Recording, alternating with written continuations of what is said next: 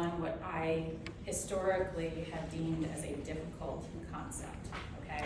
So the concept today isn't that, well, okay, I'm not gonna judge whether it's difficult or not, but every lecture we're gonna have kind of one of these, all right?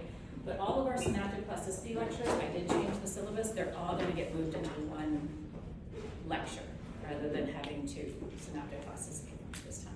So it should be fine, you're still getting the same content. The only thing that I've done is I've removed the extraneous stuff to kind of make room. And then in our capstone lecture that we have coming up, which is the lecture before the exam, we shouldn't be delivering any new content for those of you who are studying. You're not gonna have to like study something that you're then gonna get tested on unless we pull way over, but we're gonna reiterate those central concepts again, okay? The things that historically have challenged students and trying to correct the misconceptions before the exam hits. So for those of you doing the homework, keep doing it, okay? Please just keep doing it. I can't leave it open because basically what's happened is I'm adding an extra 5 to 6 hours of my week doing extra teaching related stuff, and I'm pretty much at my max. So if you don't get your answer in before the next lecture, you won't get comments. So the one that you posted on Tuesday night, also none of them have due dates anymore. So is that just you saying get it done before the lecture? Yeah, if it doesn't have a due date, then I've screwed up and then I take back what I just said. But it has a due date. What I'm basically doing is I'm letting the due date expire, then I think it is invisible to you, but I'm not sure about that. This is the first time we've used this. And then I'm making. It used to be the due dates and then it went. Oh, no, I wanted you to have access to it again. I wasn't sure if you couldn't see it. Mm-hmm. So I removed the due dates on the ones that I've already provided comments on. So you can still, can you see them the whole time whether there's a due date or not?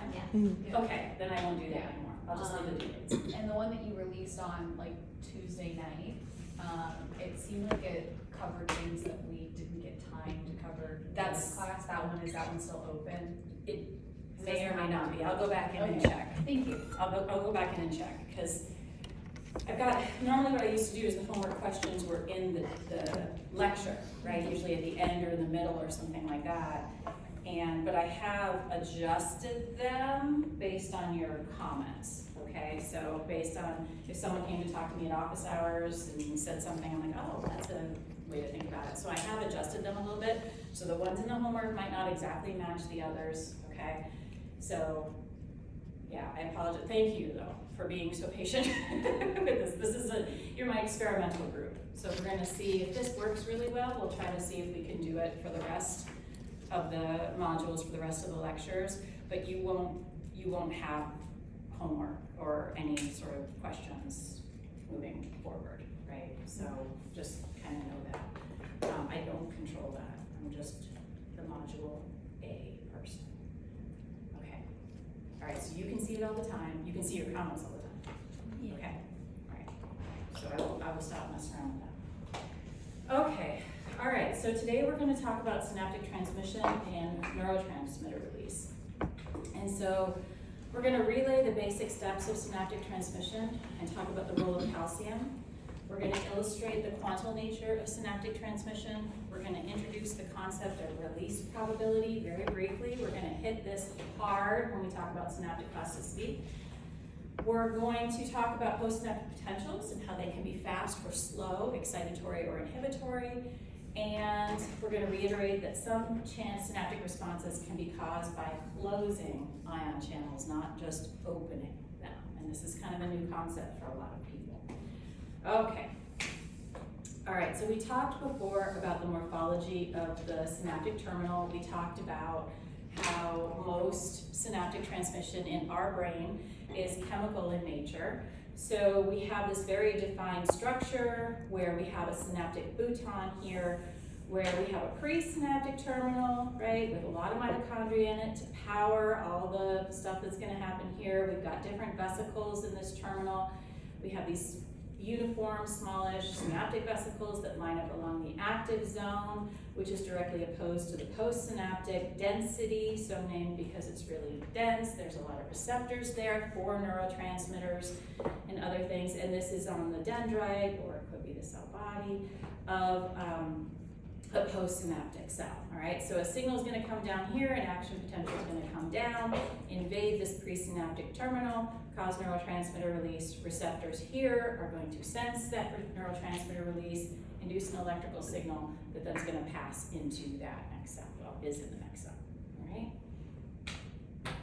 Okay, so today we're really gonna talk about how these synapses work, and I'm gonna kind of go through a little bit of some of the experiments that show this, just to illustrate some of the key concepts. I think if any of you have had any sort of neuroscience, probably burned into your brain is the steps, right? You're really burned it, this happens, this happens, this happens, this happens. But what we wanna do is we wanna break that down just a little bit, and we really wanna talk about the steps so that you all can understand how we manipulate and measure synaptic transmission today in our manuscripts, and how you can learn to interpret and understand the data that's there. And for us to do that, we need to kind of break things down just a little bit.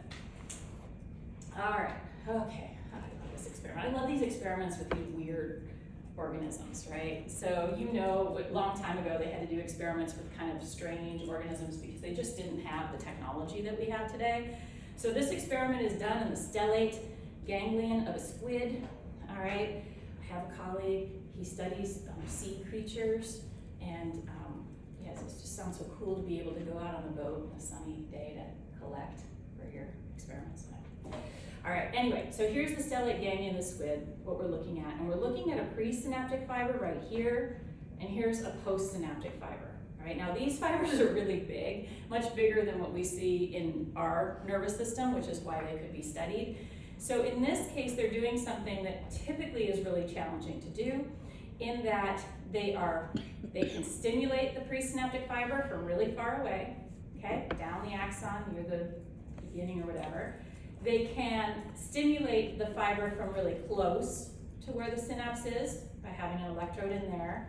They can also have an electrode in the presynapse and measure the presynaptic ionic currents that are there. Right? That's really tough to do usually, but they can do it here. And then they can measure the postsynaptic response from the postsynaptic fiber.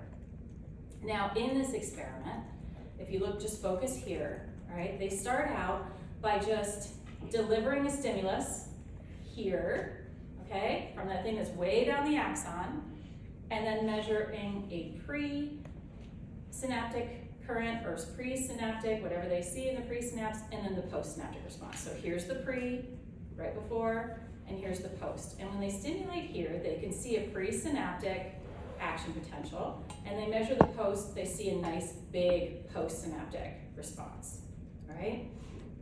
So that's well and good, but they were trying to use this system to get at the fundamental basis for how neurotransmission occurs. It was well established that you needed an action potential to come down and invade that presynaptic terminal in order to get neurotransmitter release, or in order to get that postsynaptic response, okay? So this experiment is going to try to get at what exactly the role of that action potential is, all right? What does the action potential need to do? And so in this case, so they could stimulate and record, and that's fine. They could do that till they're blue in the face and just measure these things, but they didn't. They put an intervention in there, and that's tetrodotoxin. Do you all remember what tetrodotoxin does? Someone tell me. Sodium blocker. Blocks voltage-gated sodium channels, right? Okay?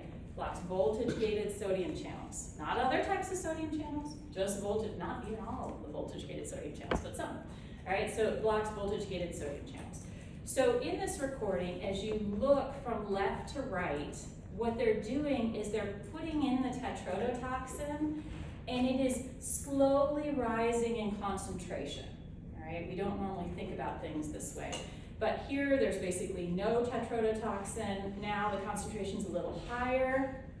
We can see that that presynaptic action potential is shrinking, right? We're inhibiting some of those voltage-gated sodium channels. This is an intervention. I know Dr. Bishop probably told you that action potentials are all or none, right? But if you start to put tetrodotoxin in there, they're gonna shrink. They're gonna get a little smaller, okay? So as this action potential gets smaller, we see that the postsynaptic response gets a little smaller, right? Concentration of tetrodotoxin gets a little higher, our presynaptic action potential gets a little smaller, our postsynaptic response gets smaller still, okay? Dialyze in a little bit more, gets a little smaller, presynaptic or postsynaptic potential, this is the postsynaptic potential, I don't know if I just said it wrong, I feel like I did, postsynaptic potential there gets smaller, and finally we can see this really pathetic presynaptic potential and no postsynaptic response whatsoever, okay? Do we understand that? You won't figure that out from just looking at the graph. Okay, so then what they did is said, okay, what we can learn from this really is that the level of as the level of presynaptic depolarization decreases, the level of the postsynaptic response decreases. So that's really important because it says that that postsynaptic response, unlike the action potential, which is all or none, is graded, right? So the lower the depolarization, the lower the postsynaptic response, right? So this is not an all or none thing. This is graded, it can be controlled, okay? It can be regulated. So that was a big deal, all right? Okay, so then within this same experiment, they also were able to go through and quantify the presynaptic depolarization over the postsynaptic depolarization, all right? And that is shown in the blue here, this one here, okay? And basically when they looked at the presynaptic impulse amplitude and the postsynaptic response, they saw that there was a threshold. There was some minimum threshold of depolarization that had to occur before you would see any postsynaptic response, right there, okay? So that's the threshold for the minimum presynaptic depolarization necessary to generate a postsynaptic depolarization. All right, we're good with that?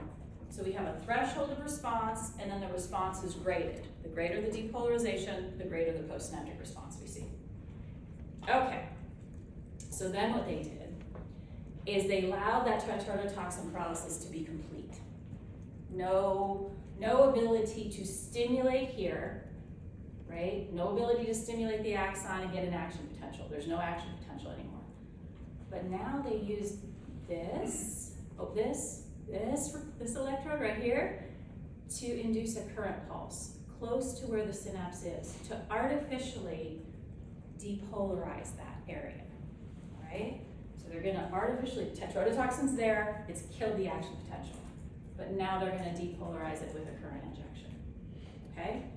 And then they measured and looked at the amount of depolarization they gave to that presynaptic terminal and the amount of the postsynaptic response that they saw.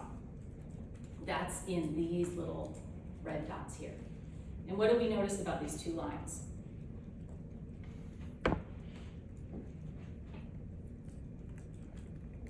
Are they fundamentally similar or different? Fundamentally similar, right? Okay, so it looks really, really similar. What about the threshold? Is the threshold the same? Yeah, pretty close, right? It's biology, it's not gonna be perfect. If it's ever perfect, you worry, right? Okay, so here's our threshold, and look at these lines. It looks really, really remarkably similar, okay? So there's no action potential, they're just artificially depolarizing the presynaptic terminal.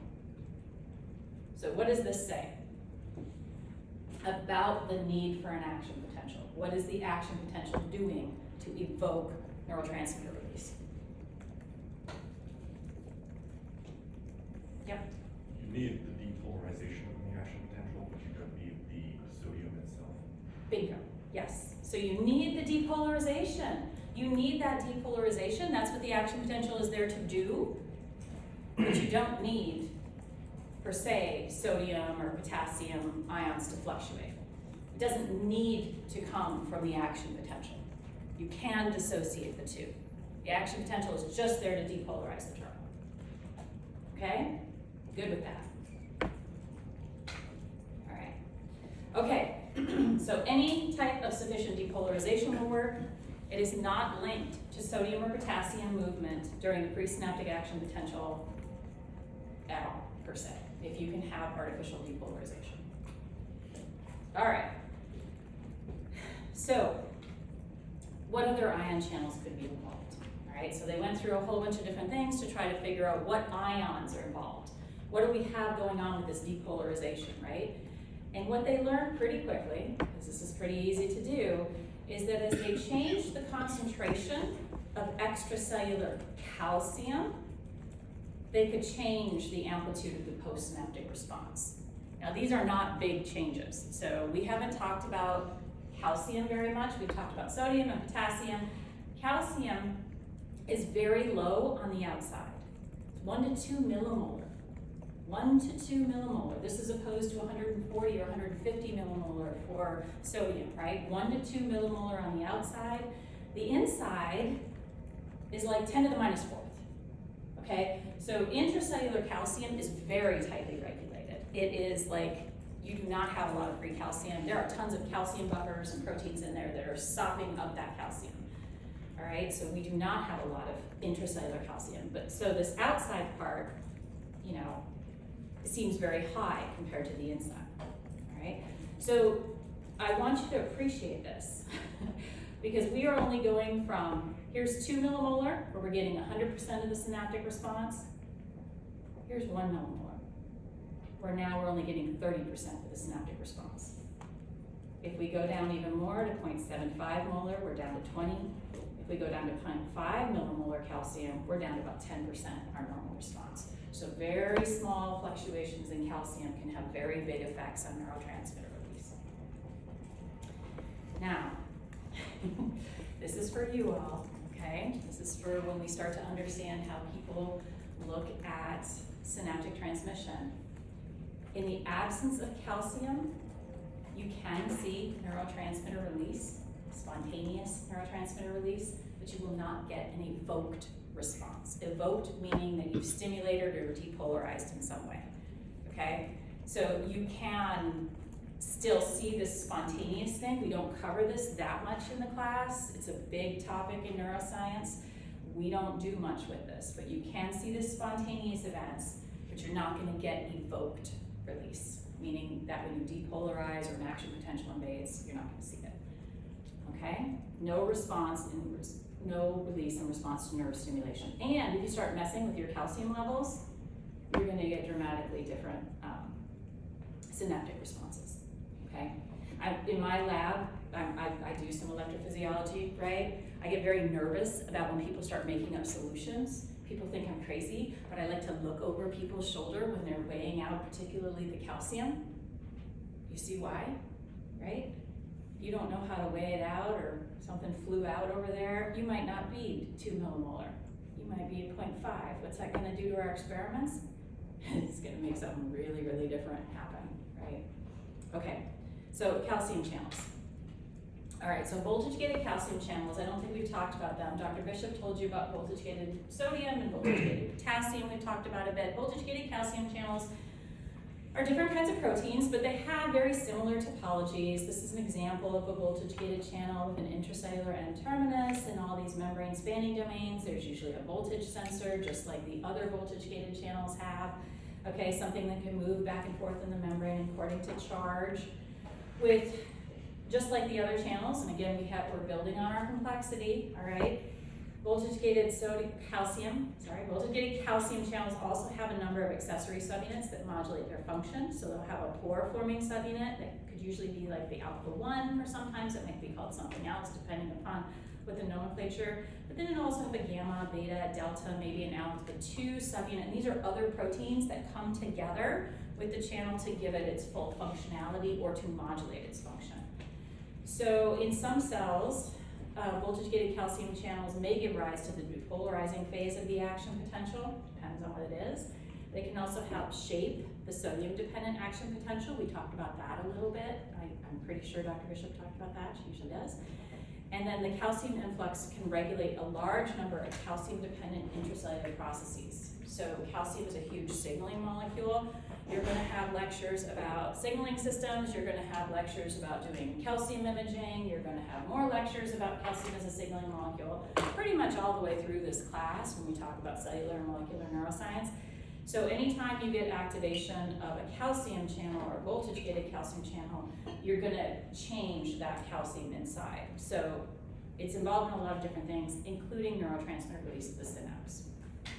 Now, when we think about this, voltage-gated calcium channels, so just like the sodium and potassium, there's a whole bunch of different kinds. There's not one, right? There's not one, there's many, many, many different kinds that can be expressed in many different parts of the neuron that can do multiple different things. So throughout the years, they've broken them down based on different categories, and it depends on what paper you read, what category they're going to use, okay? So some people just use the gene name, other people talk about high voltage activated or HVA calcium channels.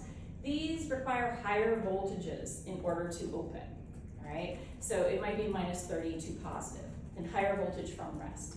Or it could be low voltage activated, or LVA. These are lower voltages are required to activate the channels. Minus 70 to positive.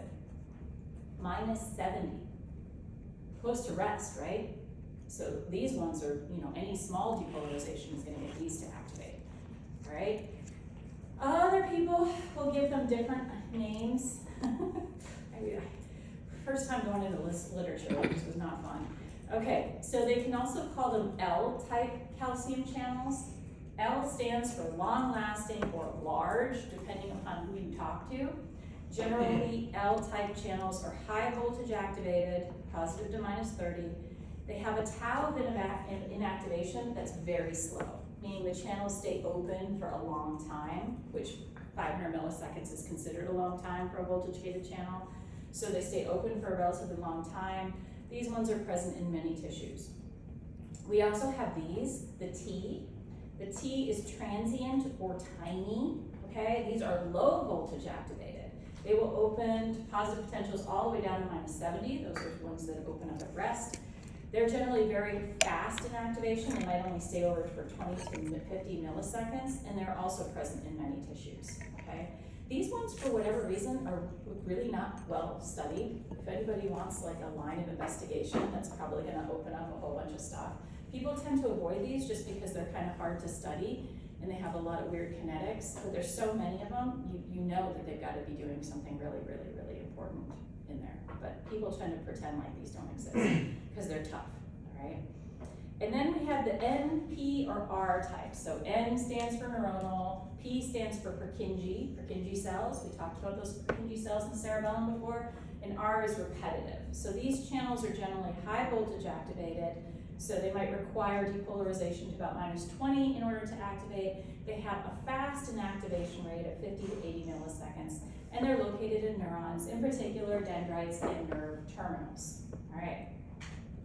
So in general, when we think about neurotransmitter release, it's really those high voltage activated, fast inactivating calcium channels. Can you think of why we might want that for neurotransmitter release? Based on what we've seen? Why wouldn't we want an L-type channel to do neurotransmitter release?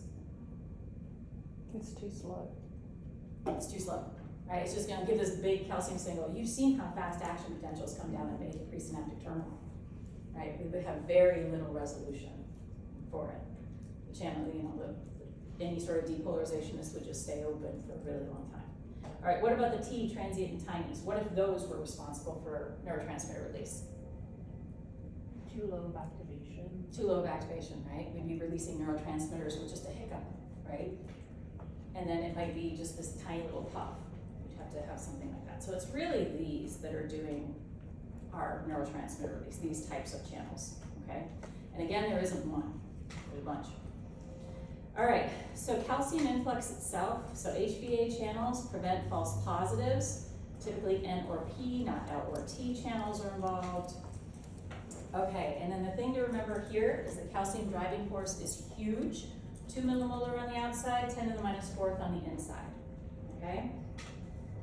And calcium influx is super fast because this driving force is huge. So even though we have very little calcium on the outside, when you think about the electrochemical gradient and the driving force, The concentration difference between the inside and the outside is ginormous compared to sodium or potassium, okay? So calcium influx is very, very fast and very robust, right? Okay, so we know we need calcium. We know it's involved in calcium channels. Now, when we think about channels, they do two things. And this is one of the things we've been struggling with, or some people, some of us have been struggling with a little bit, right? They're gonna generate a current, and then they're also gonna have an ion go in, right? So they're gonna do both. Now, during the course of these experiments, they also found that injection of calcium chloride, right? So electrically neutral calcium chloride into the presynaptic nerve terminal causes neurotransmitter release. Just injection of calcium chloride, keeping everything electrically neutral, induces neurotransmitter release. So what does that tell us about the role of the voltage-gated calcium channels in neurotransmitter release? Mechanistically separated from the action. It is mechanistically separated from the action potential, absolutely. Okay? That's right, that's one. Okay? If I just inject calcium and I induce neurotransmitter release, what does that also tell me? In terms of what the need is for activating those voltage-gated calcium channels. Yeah. That maybe you don't need to activate those channels necessarily. Okay, if you can get calcium in, Mhm. right? So, yeah, exactly. So we don't need the current Mhm. from the voltage-gated calcium channel. We need the calcium to come in. Okay, so those voltage-gated calcium channels, their roles are to get that calcium in. Intracellular calcium is so low, right, that we are changing the microdomain concentration of calcium. Right? And that's what these channels are gonna do. And this brings us to the concept of the microdomain. Okay? And you've seen that in some of my comments, some of you have seen that. Okay, so the microdomain really is the functional unit of vesicle release.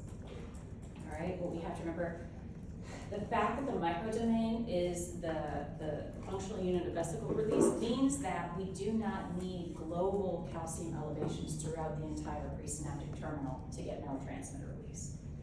Okay, we just need very local concentrations. And all of this is really dependent on very local and very high elevations in the concentration of intracellular calcium around the area where those voltage-gated calcium channels have opened. All right. So usually when we have these high voltage activated calcium channels, okay, they actually have attachment sites on them for docking proteins, and the channels are docked near where the vesicles are. So those calcium channels docking where our vesicles containing the neurotransmitter are, they're part of the active zone. They're part of this. And that's why I think if you look through the handout I gave you, one of the things I was really surprised about going through a lot of the videos, and it pretty much surprised me a little bit, is a lot of people are in these videos, that's why just be careful, they're showing the voltage-gated calcium channels way up on the axon. And then they show calcium coming in, and then they show vesicles moving down towards the active zone and then releasing, okay? I can't tell you how many videos I found of this. This was the first hit. Like if I Googled, tell me about neurotransmitter release, this is what I got, okay? So that's not necessarily how things work. Most of the time, the calcium channels are actually right there in the active zone, docked right, like, and the vesicles are already docked. The calcium comes in and it's like poof, okay? So the videos that I have shown you, like the videos that I have there, are the closest representation I can have. So watch out for that weird misconception. I don't know why it's everywhere. It's mostly those people that are like, you know, that they're just like, hey, I'm gonna tell you about neuroscience, but they're not professors or anything like that, okay? All right, so what does this mean? What does this look like? So what you're looking at here is really a cutout of an active zone with sort of each one of these little pores is a voltage-gated calcium channel, and each one of these circles, these big blue circles here, that's considered a vesicle. So when we have a depolarization, or an action potential that invades that presynaptic terminal, okay? And this, we're gonna start talking about this. When this happens, not every voltage-gated calcium channel opens, right? We already know that. We already know how single channels behave. Sometimes they open, sometimes they close, but not everyone opens. Similarly, not every vesicle fuses. It's a probabilistic thing, all right? So the action potential is gonna come down and evade, and some percentage of our voltage-gated calcium channels are gonna open in response to that, all right? So we have some that don't open in this diagram, we have some that do. This one open, this one open, this one open, this one open, you know, okay? When they open, we get this little dome, basically, of a high calcium concentration puff that comes in right on that intracellular surface of where it opened, okay? So we get that high concentration, and when that overlaps, sort of, with a vesicle, the vesicle is gonna fuse with the membrane and release its neurotransmitter content. Now, they've done some pretty intensive calculations, and I'm not gonna tell you about the experiments that were done now. I took that out this year, even though it's one of my favorite experiments. You don't need to know it. So what you see here is even like when you're really, really close to the ion channel, your concentration might be 500 micromolar. If you get a little bit farther away, 300 micromolar, 100 micromolar, okay? So that's a very high difference when you're thinking about 10 to the minus fourth is the normal concentration, right?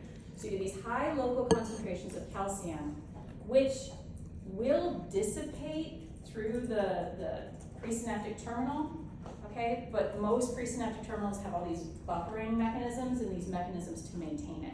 So you might have had a 0.10 micromolar calcium concentration as a whole, that maybe after one bout of neurotransmitter release, it might be 0.11 micromolar of calcium. But again, some of that calcium gets sopped up really quick. Those are buffering molecules, okay? So that's the concept of the microdomain. The microdomain is where we have these high concentrations right near where those channels open. Okay. All right, this is another way to look at it. So here you're looking at a membrane. Right here you're looking at calcium concentration in micromolar. Each one of these represents a little voltage-gated calcium channel that has opened. And you can see right near it, you get these high local concentrations of calcium, which is illustrated by the pink here. And then it's not so high over here. It's not high over here, not high over here. It's very located, so localized. So while calcium channels open, calcium concentrations are not spatially homogeneous, and you can have very, very high local concentrations right where the calcium channel is. All right. Okay, are we good with that concept? It makes sense. All right. Okay, now the next phase is that chemical release. So that release of that neurotransmitter occurs by exocytosis. This is a cell biological property. Transmitter is released by vesicle fusion. Dr. Jontes, who is going to do the whole development section at the very end, but then also has a module on cell biology of the synapse, is going to cover this in detail. All right, like big time detail. But for this class, I have made it very simple. All right, so usually what we have here is a synaptic vesicle. Right here in the intracellular presynaptic terminal. Here is that active zone or plasma membrane here, and we have these docking proteins, synaptobrevin, SNAP25, or syntaxin. Those can be a few, there's other parts of this. And basically they kind of form this like twist tie almost to kind of pull that vesicle to the membrane and dock it close where it sits. There's also a calcium sensor, which I think people believe now is synaptotagmin, but there's always someone who comes out and says it's not. But here's synaptotagmin, which is a vesicle protein, and it's got binding sites for calcium on it. And when calcium binds to synaptotagmin, it can trigger conformational changes in these molecules that will cause these vesicles to fuse with that, make the lumen of this vesicle push out basically into the extracellular surface, right? And here's our voltage-gated calcium channels right there, intimately connected with that process. All right, yeah, that's synaptobrevin, just so you can't see syntaxin and SNAP25 there. Oh, and there's synaptotagmin, okay? Now, one of the cool things about this, I always like to try to interject a little bit of, I don't know, whatever. So these proteins, synaptobrevin, okay, Syntaxin and SNAP25, they are the sites of proteolysis from botulinum toxin. Okay, we know Botox, right? So botulinum toxins B, D, F, and G will hit synaptic renin. Botulinum toxin C1 will cleave syntaxin. Botulinum toxin A and E will hit SNAP25. And when I mean cleave, I do mean cleave, like proteolytically, snip it up, okay? Can't do its job, right? So what's gonna happen if we get botulinum toxin in our brain? What's gonna happen to chemical transmission? Gonna stop. It's gonna stop, right? So what happens in our neuromuscular junction, which is just a synapse as well, when we have botulinum toxin present? The muscle doesn't get activated. The vessel can't get activated, okay? So that's why you have botulism poisoning, you have that flaccid paralysis, right? Where individuals can't move. And then also, we have the wrinkle removal, right? We're injected into our skin. What that's actually doing is that's preventing the connection between the nerve and the muscle, so that you don't activate those little muscles underneath that cause the wrinkle. This wrinkle, see this one right here? Yeah, this is one for you. Right here. So, yeah, so you can go from this to this, right? I don't know. That's probably not true. But anyway, that's kind of how it works. But it's actually clipping those proteins right there. All right, we good with that? That's all I'm going to cover for this process. You are going to know this backwards and forwards by the end of the lecture. Okay? Okay, now, when we assume and we understand that neurotransmitter release is due to vesicles fusing with the membrane and pushing their moving their luminal contents basically out into the extracellular space, it doesn't come as any surprise that chemical release itself is quantal in nature.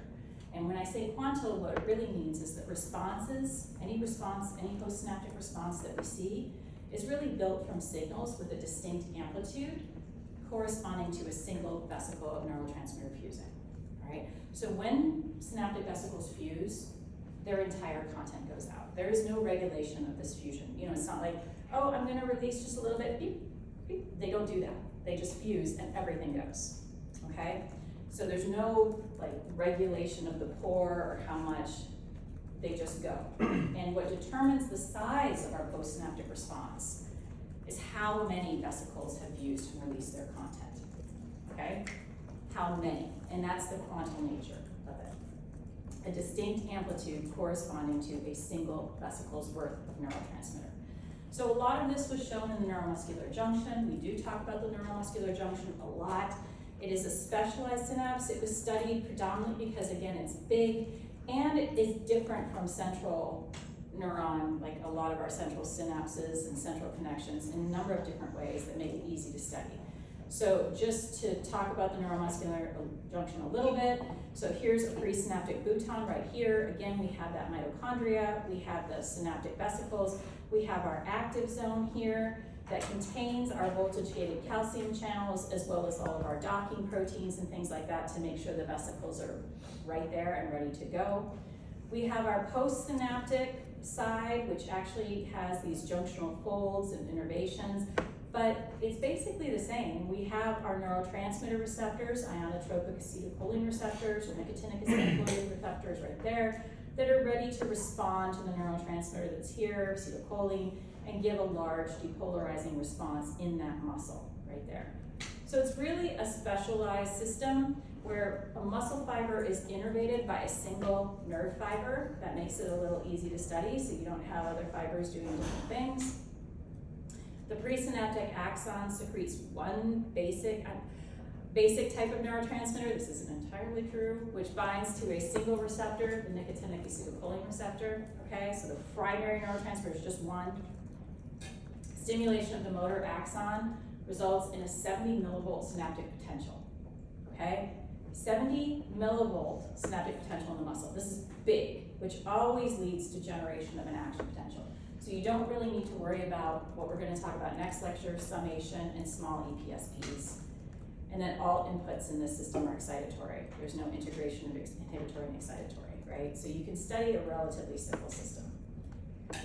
And so in studying this system, it was pretty well noticed early on that if you just take an intracellular microelectrode, okay, and put it into the muscle near a synaptic bouton or a neuromuscular junction here, okay? And don't do anything. Don't stimulate the fiber or anything like that.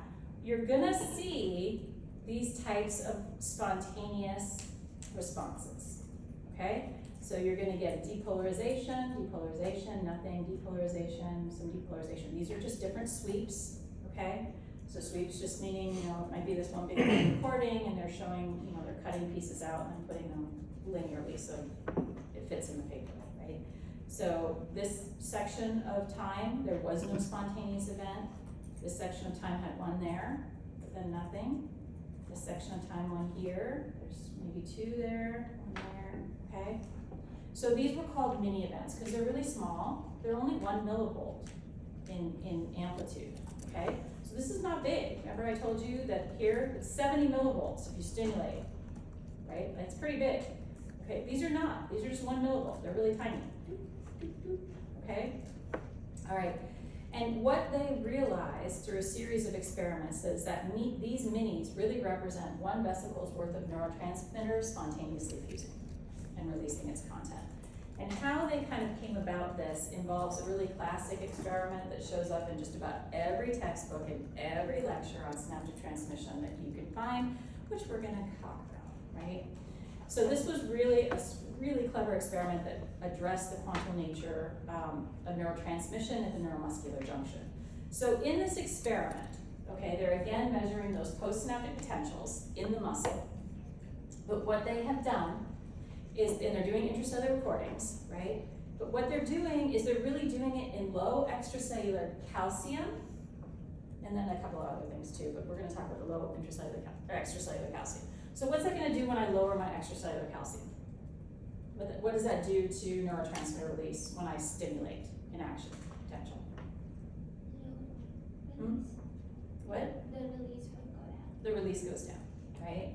You get fewer vesicles that fuse. So in this experiment, what they did is they brought this down so low, okay, that when they stimulated, as indicated by this line right here, sometimes they saw a postsynaptic response and sometimes they didn't. Okay? Again, we're talking about, when we think about neurotransmitter release, it's a probabilistic thing. Not every voltage-gated sodium channel gets activated, not every vesicle fuses. So they brought the calcium concentration down such that they could stimulate and not see anything, or they could stimulate and see anything. And then they just went through at this level and just recorded hundreds and hundreds of times where they stimulated, okay, and then saw if they got an evoked response or not. And they knew that it was an evoked response because it's happening at a defined time after that stimulation, right? So here's the evoked response. These responses here, those are spontaneous. They got little S's on them, but they're happening spontaneously. There's nothing going on there. This sweep here had a spontaneous event and then an evoked response. This just had an evoked response, spontaneous, no evoked, okay? Evoked response with a spontaneous, evoked response, okay? And they noticed pretty quickly that they kind of had similar amplitudes, right? So it looked like this was maybe a single, maybe a double, right? Maybe a triple down here and a quadruple. Regardless, they took this and they plotted the amplitude of the event that they saw. So when they stimulated and then they saw evoked response, at some percentage of the time, 18 times here, they didn't see anything, okay, whatever. Sometimes, 20 times, but then, they got things that had an amplitude right here, okay? Sometimes the amplitude was different, right? So sometimes, 14 times they saw when they stimulated and they looked at the evoked, they got something with an amplitude of 0.7. 18 times they saw it at 0.8, okay? So they got these nice peaks and valleys, right here, here, and here. And then as they started to get out for things that had a bigger amplitude, you started to lose those peaks and valleys a little bit. Oh, the postsynaptic potential in a neuromuscular junction is called an end plate potential, okay? EPP, end plate potential. It's like a EPSP for the central, but this is just end plate potential. So that's what that is there. Okay, so they went through and they looked at these different things. They said, okay, well, everything's clustering around 0.4. That's kind of cool. Oh, look, now it's clustering around 0.8. So single event, double event, triple event, now we got 1.2, quadruple event, we can kind of see a little peak, and then we kind of start to lose it, right? And when they did that and compared the amplitude of these events to the amplitude of those spontaneous events, they found that, for example, their smallest response that they saw correlated with the amplitude of those spontaneous potentials. So this is really centering really around 0.4 millivolts, right? And this one is centering around 0.4 millivolts, okay? So what's really happening is that under this situation, we're getting 1 vesicle's worth of neurotransmitter released, this one 2 vesicles, 3 vesicles, 4 vesicles, okay? Now there were a number of different experiments that I'm not gonna cover because they're cell biology and Dr. Jontes may or may not, but there were a number of other things that shored up that this was in fact due to vesicle fusion, okay? But that's what this graph means, neurotransmitter releases quanta. So 1 quanta represents the neurotransmitter in 1 vesicle being released. So here's an EM micrograph of a presynaptic terminal. We have vesicles that are docked here, and this is actually just showing one that's fusing and releasing its content. So things to remember about this, of course, vesicles contain neurotransmitter, all right? These mini or spontaneous events represent 1 vesicle's worth of neurotransmitter, not 1 molecule of neurotransmitter, okay? So 1 vesicle is neurotransmitter. I actually found videos that didn't involve vesicles in neurotransmitter release. They just had it shooting through the membrane, okay? No, it's in the vesicle, it comes down. All right, so minis are 1 vesicle's worth of neurotransmitter being released. Single vesicles fuse, there's no half vesicles, there's no pinching off the pore, there's nothing like that. The vesicles fuse, they release their contents. They're gonna produce a measurable postsynaptic response, i.e. this is like the mini EPP, end plate potential. 1 vesicle is 1 quanta. Stimulated release, under normal conditions, stimulated release, postsynaptic response we see to stimulated release represents some multiple of quanta that have fused and released their neurotransmitter contents. In general, the number of neurotransmitter and molecules per vesicle within a presynaptic terminal is usually fixed, unless there's some pharmacological agent that's in there that's gonna change that. And the number of quanta released is what's variable. Okay, someone wants to show that there's a regulatory mechanism for how much neurotransmitter is in those vesicles and that this is in some way changed by things, is gonna make a big splash. I can't tell you the number of grants that I've read that didn't get funded with people trying to look at this, okay? So in general, now it's not perfect, right? Like it's not 100%. You still have these spontaneous events, right, that were not exactly 0.4, but they kind of cluster around that. Again, biology is never perfect. Okay, so when we talk about EPPs and mini EPPs, so the end plate potential, we're talking about muscle, right? End plate potential, which is right here, okay? Normally it's big enough that it induces an action potential in the muscle. The end plate potential is this part right here. Let's blow it up. This is the end plate potential, which brings the VM up from rest to threshold, is really composed of many minis, okay? So a mini event represents 1 vesicle's worth of neurotransmitter diffusing across the cleft, causing a postsynaptic response. So the mini, it's got a little M there, that's spontaneous or, mini, smallest event that you can get, right? And that is going to, when we look at our evoke response or our end plate potential, that's really how many minis we had, right? So you can think about these summating all in here.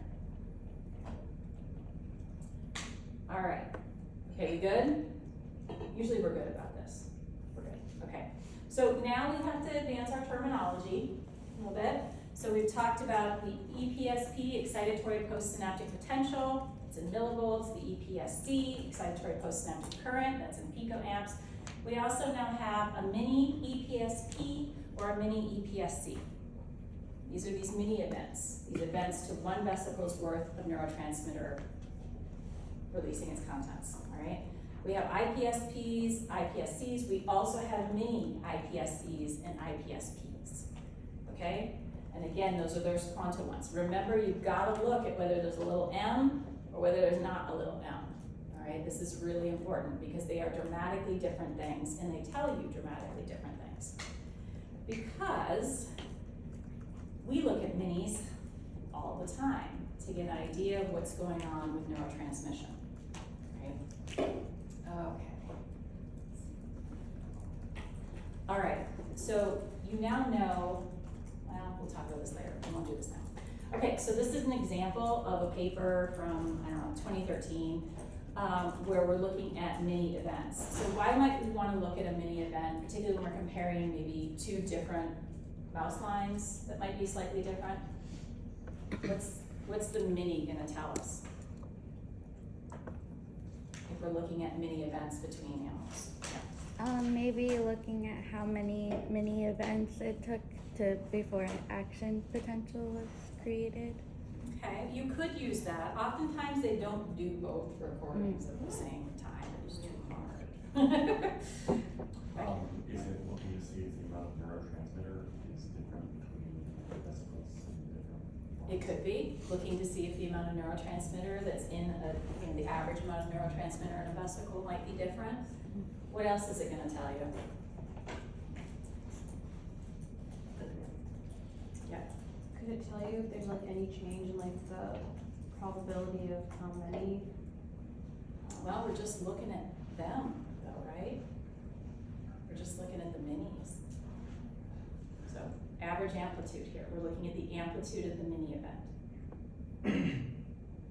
Amplitude of the IPSC, amplitude of the EPSC, okay? So what's gonna discern that amplitude, right? The amount of neurotransmitter that's in the vesicle, we talked about that. What else might do it? The amount of receptors on the postsynaptic. The amount of receptors that are on the postsynaptic side. And there's one other thing that we're gonna talk about later, but I wanna see if you won't figure that out this time. Okay, so this is really common to see in about any paper that's looking at synaptic plasticity, synaptic transmission, LTP, anything, right? This pops up in behavioral papers, it pops up in molecular papers all the time. You'll have these events, they'll show you a representative trace of many IPS, in this case IPSCs and EPSCs.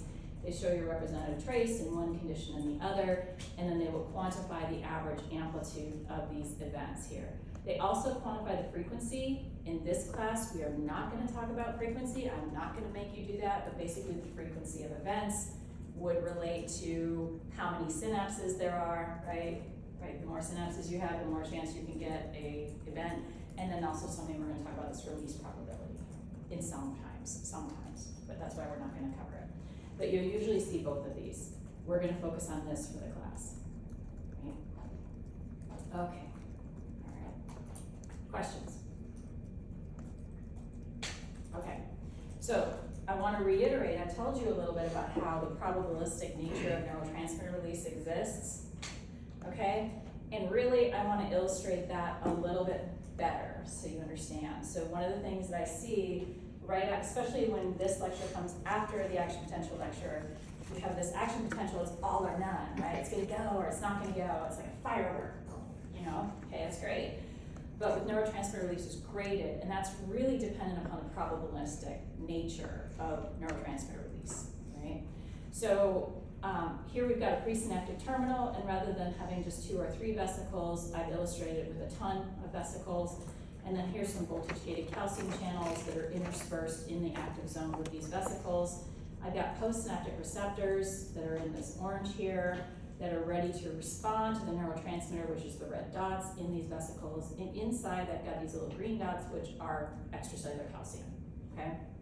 So an action potential will come down, all right, invade the presynaptic terminal. That's gonna cause depolarization.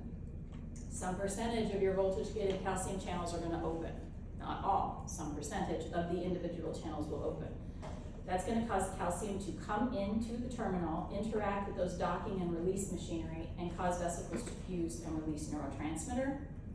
That neurotransmitter is gonna diffuse across the cleft. Some percentage of that neurotransmitter is going to reach a postsynaptic receptor, which is then gonna activate, and you're gonna get a current, okay? Now, when we think about synapses, we often will sort of categorize them as high release probability or low release probability. All right, so this is an example of a high release probability where we had 1, 2, 3, 4, 5, 6, 7, 8, 9, 10, 11, 12 vesicles docked, and 5 of them released their neurotransmitter. That's a really, really, really high release probability, actually. Okay? So it's really high release probability. You can also have low release probability synapses. Now these synapses are going to get the same level of depolarization. Okay? They may even have the same number, relatively, of voltage-gated calcium channels that open. They may even have the same amount of calcium that comes in, but maybe only 2 vesicles fuse and release neurotransmitter. Okay? So you can have a low release probability situation or a high release probability situation. And a lot of that can be governed by the proteins and their modifications that are involved in synaptic vesicle fusion. You can also have low release probability situations. I haven't illustrated that here. If you have fewer voltage-gated calcium channels, if you have voltage-gated calcium channels that may not activate, maybe they need a little bit higher voltage, right? Okay? But this will cause, if you have lower number of vesicles that fuse, we have less neurotransmitter released into the cleft, we have fewer postsynaptic receptors that get activated, and you have a smaller postsynaptic potential. Okay? So you can have high release probability situations and low release probability situations. Yep. Is this like a property of each individual synapse, or is this just like something that changes from like action to action? No, well, yes and no. Okay, so it is definitely a property of individual synapses, but it's also something that changes with life. Synaptic plasticity. Long-term potentiation, right? Long-term depression. This is one of the things that can be regulated by that. Okay, it's very common actually to be regulated by that. So this process is very regulated. So you can have a high release probability synapse that gets turned to lower release, dialed down. You can have a low release probability synapse that gets dialed up or gets dialed down even more. And all of that has to do with regulation of the machinery in here. Okay, regulation of this process. That's why it's so important to know about it. Okay. It's really, really common. All right, neurodegeneration, mechanisms of memory impairment, all of that stuff can come in to be on the molecular level how these mechanisms are affected and what proteins are affected by this. Okay, all right. Okay, we good there? We're gonna cover this again and again and again and again. Well, I don't have that many more lectures with you, but we're gonna cover it again and again. Okay, so what happens after vesicles fuse and release their contents? So now we've taken this bit of membrane and we've fused it into the active zone. We actually made it a little bit bigger because we fused that thing. What happens? Well, presynaptic terminals have incredible ability to manage this membrane movement, right? So you can have this release. Okay, this is the vesicle recycling. This is showing the different pools of vesicles. This is an area of very active research. Is anybody going to SFN this year? Society for Neuroscience annual meeting this year? No, okay. So if you go to SFN, there will be, I swear, thousands of posters on this process, even though, we're still studying this. It's incredible. And the dogma shifts. People are wrong all the time, okay? So I don't like to cover it because I don't like to be wrong, all right? But, and this slide might be slightly wrong, okay? But things are always changing as we're trying to learn more about this process. So you're gonna have your readily releasable pool of vesicles here. Those are vesicles that are readily releasable. They're gonna be releasable pretty quick, okay? Some, docked vesicles are the ones that are ready to go. They'll just go, okay? But you can have some that are sort of on deck to be docked. All right, there is a process that you will see in the literature called kiss and stay. That means the vesicle fused, released its contents, and then pinched back off, and then became a vesicle that got filled again. There are some people that don't believe this happens, some people who do believe it happens, but I was just reading a paper the other day that was pretty recent where they talk about the kiss and stay model, so it's still discussed. It might be real. You have other processes where the vesicles fuse and then will undergo this fast endocytosis where they maintain their vesicle status and come back into the readily releasable pool.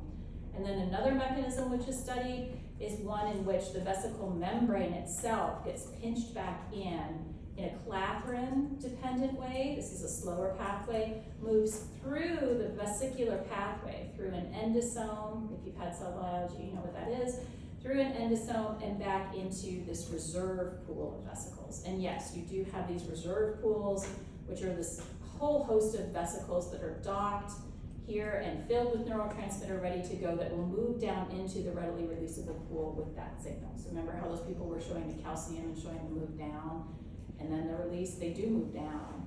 It's just that these are the ones that usually release right there, okay? So you'll have these reserve pools. So in general, in the presynaptic terminal, we have tons of vesicles, we have tons of vesicles that are ready, okay? But we do have that immediately releasable pool as well. And, okay, I think that's, and Dr. Jontes will tell you a lot more about this as well. It's really amazing. Okay, let's overview it again. So here's our presynaptic terminal, postsynaptic terminal. Synaptic vesicles containing neurotransmitter, action potential, oh, this is separated by space. So in general, the neurotransmitter, once it's, released, it is gonna have to cross some space, okay? These things aren't intimately connected. I mean, they are intimately connected, but there is a space, a gap. And it's about 20 to 40 nanometers for different synapses. This is a lot bigger than those gap junctions that we talked about before. So here's a presynaptic terminal. An action potential comes down and invades. There's our action potential. It's gonna depolarize this terminal. That's gonna cause our voltage-gated calcium channels to open, calcium to come in, vesicles to fuse, transmitter to get released. The transmitter is then gonna cross that cleft to interact with postsynaptic receptors on the other side of the membrane and generate a postsynaptic response. And there is a delay in this. All right, there is, right? We got all these cell biology mechanisms that have to take place. So there is a delay between when the action potential, the peak of the action potential invades the presynaptic terminal and when we see our postsynaptic response. Synaptic delays are usually around 0.3 milliseconds, but they can be 1 to 5 milliseconds in nature, all right? So every synapse that a signal has to go through, there is gonna be a delay, right? Okay, now, we can get from these responses, we can get an excitatory postsynaptic response or an EPSP. That's gonna, again, depolarize the neuron. If it reaches threshold at the axon hillock, you're gonna get an action potential, all right? Or we can get an IPSP, right? Where we go hyperpolarizing and moving away from threshold. Now, when we're talking about neurotransmission, some neurotransmitters are characterized by whether they predominantly give you excitatory or inhibitory responses. For example, glutamate. Glutamate is the primary excitatory transmitter in our brain. That's going to give you an excitatory response. GABA and glycine receptors, which normally open chloride channels, they're going to give you an inhibitory response in general. All right, so we're okay with this, right? We're good. We talked about this stuff. All right, we're going to mess it up a little bit, okay? So a lot of the synaptic responses that we've talked about so far are due to ionic mechanisms. These are due to direct neurotransmitter action, where a transmitter is binding to what we call an ionotropic neurotransmitter receptor. We say ionotropic because it's an ion channel. So the transmitter binds, we get a conformational change, an ion channel opens, and we have ions move according to their electrochemical gradient, okay? We also have indirect transmitter action, right? This is where we have a neurotransmitter interacts with a metabotropic receptor, which is often a G protein coupled receptor. These proteins, when you look at them, when you look at their topology, they span the membrane, they have 7 membrane spanning regions. They do not have a pore. They do not conduct ions. A metabotropic receptor, a G protein coupled receptor, does not itself conduct ions. So the transmitter binds to the metabotropic receptor. That causes a conformational change, which ultimately will cause intracellular second messenger systems to get activated. There's a bunch of other proteins in here that I don't have illustrated on this slide, but you get intracellular second messengers that can go off and cause post-translational modifications to ion channels to then change their activity and give you a change in current. All right? So this is another mechanism of a postsynaptic response where we can get something that comes in and changes ion channel activity. And notice my words, changes ion channel activity. This can cause ion channels to open or it can cause ion channels to close to give you a postsynaptic response. So you can have both. A lot of the stuff that we talk about when we're talking about electrophysiology, we're really focused on this mechanism, but this pops up as well. Now, when these intracellular second messenger systems get activated too, you can have a whole bunch of exciting, fun stuff. You can affect the transporters, the things that you're controlling ion movement. You can affect the receptors here, okay? And you can affect other pathways. You can actually, even if it's a long-lasting effect or something like that, you can even come down and affect nuclear transcription. All these other things. So anything that's got intracellular second messengers involved, you can get a lot of different cellular responses. Okay, so postsynaptic responses have these direct and indirect mechanisms. Oh yeah, and then they can feed back on each other and affect regulatory proteins and do a bunch of other. I like this one better, this is much simpler. Okay, so when we're thinking about these kind of systems, we have usually, particularly with G protein coupled receptors or G protein coupled neurotransmitter receptors, we have basically an external signal, the receptor itself, and the receptor is going to have a transducer molecule and then a primary effector molecule that they're going to affect a second messenger system and a secondary effector.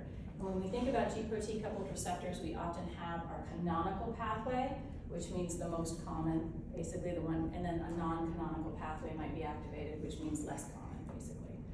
Okay, so for example, norepinephrine can interact with the beta adrenergic receptor, which activates through this protein, which is a G protein, G alpha S, S for stimulating. It's going to stimulate adenylate cyclase.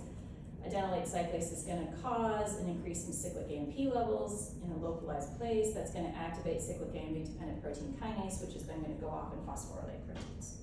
Okay.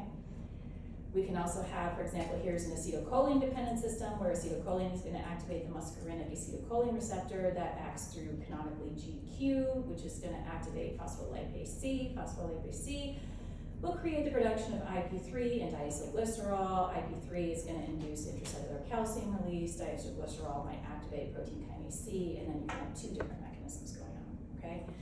For this module, you do not have to memorize these signaling cascades. I'm just illustrating what is going to happen and provide a little bit of foundation for when you get to the signaling lectures. Yeah. All right. Okay, so electrophysiologically, what does this often look like? Well, all right, so here's a couple of examples. Here's a postsynaptic cell here, and I'm recording a postsynaptic response. And here are two neurons that are both synapsing on the same postsynaptic cell, neuron 1 and neuron 2, right? So I can stimulate neuron 1 here. I can measure a postsynaptic response, and I can measure the response that I did in neuron 1. So here's neuron 1's action potential, right there, presynaptic action potential. And I got a postsynaptic potential, right? I'm telling you it's a potential, it's moving upward, it's depolarizing, it's an excitatory postsynaptic potential. So I can get that kind of response from stimulating neuron 1 and recording postsynaptic neuron 1. And now down here, I might have a different situation, all right? So I'm gonna stimulate neuron 2, whoa, okay? That's this action potential. And then I'm going to measure the postsynaptic response. Now I also get an excitatory postsynaptic response, but how is it different? Why does this look different? Look at that, it's just a little line. Yeah. The time scale is different. There we go, beautiful. Time scale is different. This is 20 milliseconds, this is 20 seconds down here, okay? So the action potential got really compressed, so now it just looks like a line.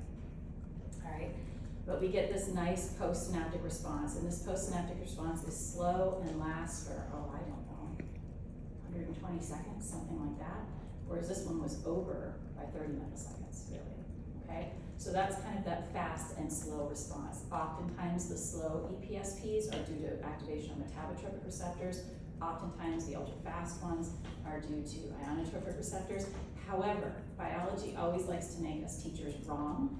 I know of events where you can have a slow postsynaptic potential that's an ionotropic receptor, and I know of events where you can have a fast EPSP that's a metabotropic. Okay, so these are generalizations. There are always exceptions to the rule. Okay, there we go. Now, when we think about neurotransmission, and you're going to have a whole variety of wonderful neurotransmitter lectures where you're going to go through each one, many neurotransmitters can activate both ionotropic and metabotropic receptors. So they can do both. All right, so for acetylcholine, we have the nicotinic acetylcholine receptors like that are in that the neuromuscular junction. We can also have the muscarinic acetylcholine receptors, right? For amino acid transmitters such as GABA, we have ionotropic, which are the GABA A, those are our chloride channels, but we also have metabotropic GABA B receptors that can give inhibitory responses as well through a G-protein couple dependent mechanism. We have glycine, we have the ionotropic, which are calcium chloride channels. Oh, I forgot to add, we now have a metabotropic glycine receptor as of last year, okay? So we now know that there's one of those as well. People didn't realize it until someone found it, okay? Glutamate, we have ionotropic receptors. These are usually called AMPA, NMDA, or kainate. These are cation channels. We also have metabotropic receptors, which have the terminology M, metabotropic, glutamate receptor, and then there's some number, okay, like 1 through 30, I think, or something like that. For the biogenic amines, such as dopamine, all are metabotropic. All our dopaminergic responses are due to metabotropic receptors. Norepinephrine, all metabotropic. Epinephrine, all metabotropic. Serotonin, mostly metabotropic. Okay, serotonin receptors 1 through 2 and 4 through 6 are all metabotropic receptors, but surprisingly, serotonin receptor 3, 5-HT3, is an ionotropic receptor. Okay, so they're both. And then if we have our peptide neurotransmitters, neuromodulators, those are all metabotropic. Right? So we can have this blend of different kind of things that get activated at different times. Okay, again, when we have activation of metabotropic receptors, it can alter excitability in many ways. This is very, very important. It can cause channels to open, cause channels to close. It can modulate channels, change their desensitization, their open probability, their sensitivity to ligands. It can alter the neurotransmitter release machinery, those docking proteins, the ease with which a vesicle will fuse and release its content. So how would you all determine whether an ion channel would open or close in an experimental electrophysiology situation? Resistance. How would we measure resistance? We what? We close to IRs if the voltage Okay. is going up. See if the voltage is going, how far the voltage goes up in response to a current injection. So if you're looking at papers oftentimes which are looking at metabotropic responses, it is not uncommon to come across those kind of measurements where they're measuring resistance. I know one example, I don't know much, but for example, there's a peptide which can either open or close channels. And the first step people will do when they're studying a new circuit is do those resistance measurements to figure out which mechanism the G-protein coupled receptor is working on in that postsynaptic cell. Okay? So it can cause channels to open or close. All right. Okay, we good? Okay. So now also, where does transmitter go after it is released? Now, this always comes last. It's always the last thing we talk about.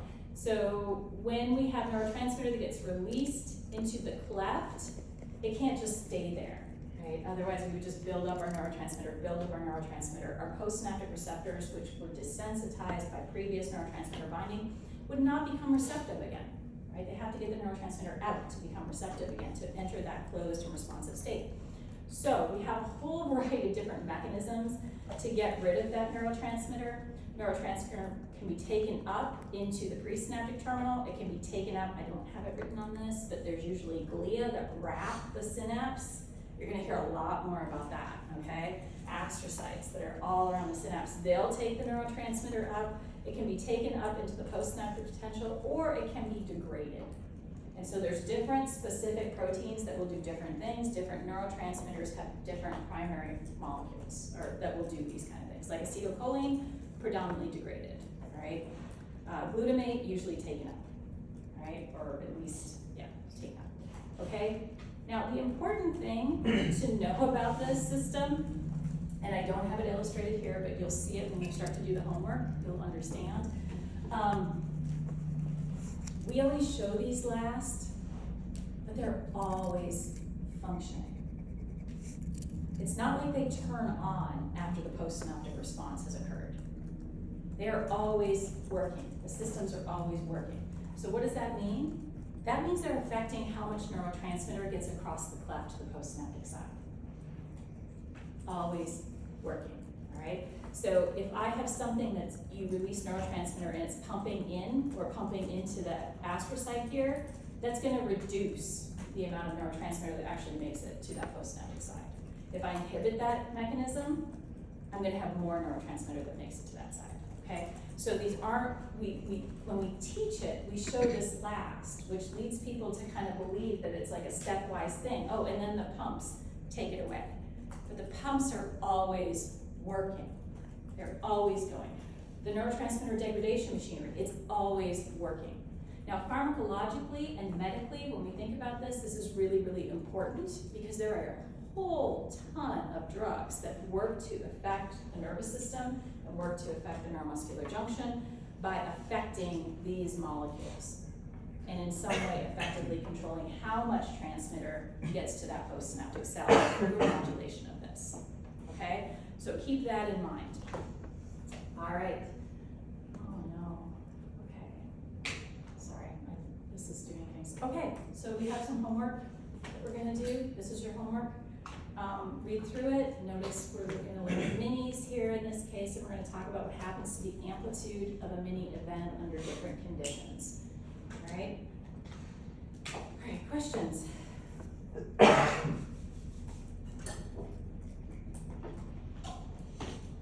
right, if you haven't been doing the homework, please do the homework. It's a good indication to get used to the things. The next 2 lectures, we are really going to advance on our knowledge. Okay, so the foundation should be laid pretty well before we get to the next one, the next 2. All right, so we're gonna talk about dendritic integration, and then we're gonna talk about synaptic plasticity. So these things need to be locked in